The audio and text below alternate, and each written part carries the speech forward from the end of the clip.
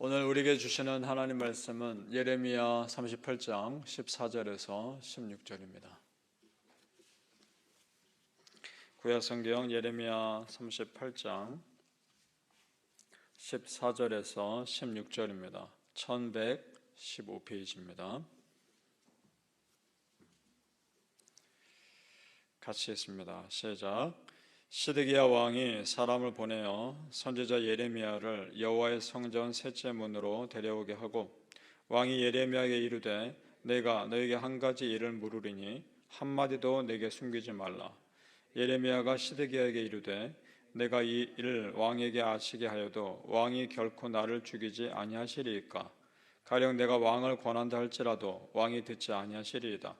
시드기야 왕이 비밀히 예레미야에게 맹세하여 이르되 우리에게 이 영혼을 지으신 여호와께서 살아계심을 두고 맹세하노니 내가 너를 죽이지도 아니하겠으며 네 생명을 찾는 그 사람들을 손에 넘기지도 아니하리라 하는지라. 아멘. 이 새벽에 예배하신 하나님의 은혜가 우리 성도님들께 함께 하시기를 예수님의 이름으로 축복합니다. 아멘. 자, 오늘은 유다의 마지막 왕 시드기야가 예레미야 선지자를 사람들 몰래 불러다가 하나님 말씀을 듣는 내용이 나옵니다. 예레미야는 한결같이 유다의 멸망을 선포합니다. 그래서 그를 사람들이 참 싫어합니다. 어찌 보면 당연합니다. 유다 백성들이 보기에는 침략자인 바벨론 제국에 항복해야 살고 그렇지 않으면 유다 나라가 심판받을 것이다 라는 이 메시지를 누가 좋아하겠습니까? 그래서 사람들이 예레미야를 참 싫어했습니다. 그런데 지난 시간에도 말씀드렸듯이 이것은 단순한 이방 나라의 침략이 아니라 우상 숭배했던 유다 나라에 대한 하나님의 심판이라고 말씀을 드렸습니다. 그런데 유다 백성들은 그것을 영적으로 볼 수 있는 눈이 없었지요. 그랬다면 나라가 이렇게 되지도 않았을 겁니다. 그래서 그들이 왕에게 찾아가서 예레미야 선지자를 죽이라고 요구합니다. 그 요구를 시드기야 왕이 듣습니다. 왕의 허락이 떨어지자 예레미야를 데려다가 큰 구덩이에 던져놓습니다. 5절을 보시기 바랍니다. 5절 말씀 같이 읽어볼까요? 시드기야 왕이 이르되 보라 그가 너희 손 안에 있느니라. 왕은 조금도 너희를 거스를 수 없느니라 하는지라. 아멘. 자, 지금 이 말을 통해 무엇을 알 수 있습니까? 왕이지만 아무 힘이 없습니다. 그리고 사람들의 눈치를 보고 있다는 것 알 수 있습니다. 자, 그 당시에 보면 빗물을 저장하고 또 물을 보관하기 위한 큰 구덩이들이 있었는데 물이 메마른 곳에는 빈 구덩이들이 많이 있었습니다. 제법 깊고 어둑한 곳입니다. 거기에 던진 겁니다. 그 다음 6절을 보시죠. 그 상황이 나옵니다. 그들이 예레미야를 끌어다가 감옥들에 있는 왕의 아들 말기야의 구덩이에 던져 넣을 때 예레미야를 줄로 달아 내렸는데 그 구덩이에는 물이 없고 진창뿐이므로 예레미야가 진창 속에 빠졌더라. 그러면 이대로 있으면 예레미야는 여기서 죽는 겁니다. 굶어 죽든지 아니면 또 다르게 죽든지 죽을 수밖에 없는 겁니다. 이 속에서. 그런데 뜻밖의 도움의 손길이 나타납니다. 전혀 예상 못했던 왕궁의 내시 한 사람이 이 사실을 왕에게 알립니다. 그래서 예레미야를 풀어낼 수 있게끔 왕에게 요청합니다. 그 내시가 오늘 성경 좀 더 자세히 읽어보면 구스 사람이라고 나옵니다. 구스 사람은 유대인이 아닙니다. 오늘날로 말하면 에티오피아 사람입니다. 에티오피아 사람인데 유대인으로 귀화한 그런 하나님 믿는 사람이었겠죠. 이방인 출신 하나님 믿는 사람이었을 겁니다. 9절을 보시기 바랍니다. 그가 왕에게 어떻게 요구하는지 보시죠. 9절 말씀. 내 주 왕이여 저 사람들이 선지자 예레미야에게 행한 모든 일은 악한 일이다. 성중에 떡이 떨어졌거늘 그들이 그를 구덩이에 던져 넣었으니 그가 거기에서 굶어 죽으리이다 하니. 자, 보셔요. 지금 이렇게 되어가는 상황 자체가 하나의 메시지입니다. 무슨 메시지냐? 하나님 백성이라고 하는 유대인들은 하나님의 선지자 예레미야를 죽이려 합니다. 그런데 이방인인 이 구스 사람은 하나님의 선지자를 살리려 합니다. 이것이 우리에게 주는 메시지란 말입니다. 그러면 유대인과 이방인 중에 누가 정말 하나님 믿는 사람이냐? 이 메시지를 주고 계시는 겁니다. 우리 신약 성경에 보면 선한 사마리아인의 비유 여러분 다 아실 겁니다. 한 유대인이 길을 가다가 강도 만난 사람이 쓰러져 있는데 유대인들은 다 스쳐 지나갑니다. 그런데 유대인들이 무시했던 사마리아 사람은 그 사람을 살려주고 치료받을 수 있도록 배려해 줍니다. 그 메시지가 뭡니까? 누가 너의 진정한 이웃이냐, 이거 아닙니까? 똑같은 상황인 겁니다. 지금 이 왕국 내시도요, 자기 목숨 걸고 지금 예레미야 구하내고 있는 겁니다. 사람들이 이거 알면 그를 가만두지 않았겠죠. 성도님들, 믿음은 행동으로 나타나야 의미가 있는 겁니다. 믿습니까? 지금 이 내시는 비록 이방인 출신이지만 하나님을 향한 진실한 믿음을 하나님의 진실한 선지자 예레미야를 살려내는 행동으로 보여주고 있다는 겁니다. 반면에 시드기야 왕은 자기가 죽이라고 예레미야를 죽이라고 허락해 놓고서는 예레미야를 또 멀리 구해내서 그를 불러냅니다. 비겁한 사람이고 행동하지 않는 크리스찬이었죠. 적어도 그런데 말씀을 사모하는 최소한의 신앙은 있었는데 그 신앙이 어떤 효력을 힘을 발휘하지 못하고 있다는 겁니다. 14절을 보시기 바랍니다. 14절 우리가 좀 전에 읽었죠. 14절 말씀 제가 읽겠습니다. 시드기야 왕이 사람을 보내어 선지자 예레미야를 여호와의 성전 셋째 문으로 데려오게 하고 왕이 예레미야에게 이르되 내가 너에게 한 가지 일을 물으리니 한마디도 내게 숨기지 말라. 다 말하라 이렇게 말합니다. 그러니까 자 성도님들, 적어도 하나님의 말씀을 듣고자 하는 마음은 있었습니다. 그런데 순종하고자 하는 마음은 없었습니다. 여기서 우리가 깨닫습니다. 어떤 깨달음이냐? 아무리 하나님 말씀이 분명해도 순종할 마음이 없는 사람에게는 어떤 역사도 일어나지 않는다는 겁니다. 성도님들, 순종하시기 바랍니다. 하나님 말씀에 순종할 마음이 있는 사람에게 역사가 일어나는 겁니다.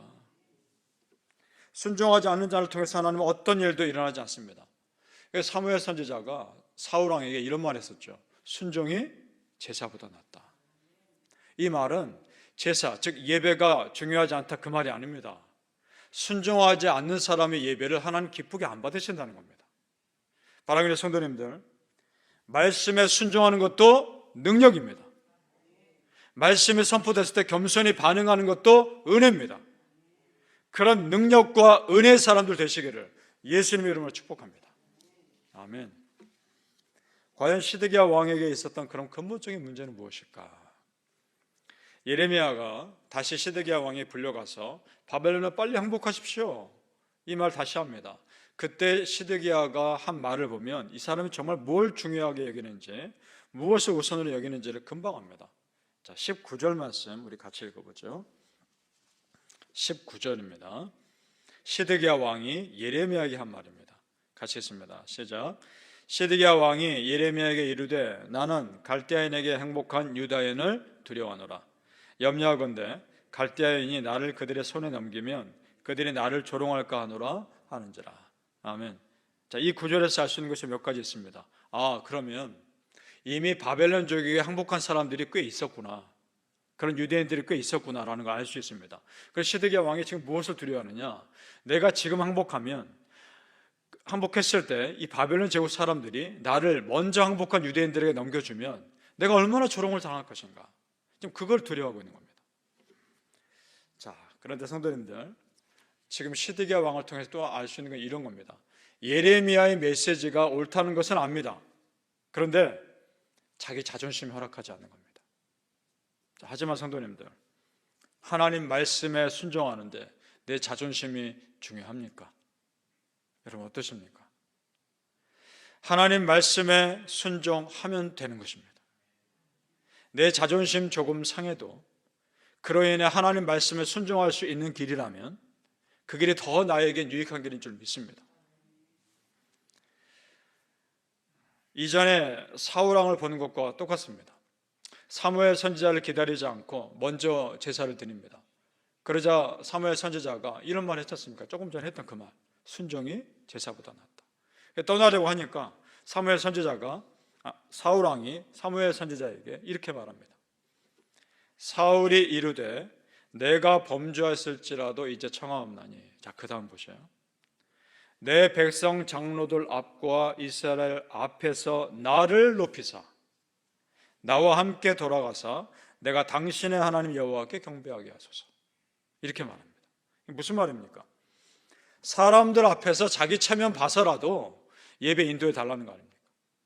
그러니까 지금 이 사람은 하나님을 높이는 데 관심 있는 것이 아니라 자기 자존심 세우는 데 관심 있는 겁니다. 지금 시드기야 왕과 똑같은 거죠. 이것이 하나님을 우선으로 두지 않는 사람들의 공통점입니다. 하나님보다 자기가 항상 앞에 있습니다. 자기 생각과 자기 입장에 앞서 있습니다. 그래서일까요? 성경에서 참 부족한 것이 많은 사람인데도 하나님이 다윗 왕을 참 칭찬합니다.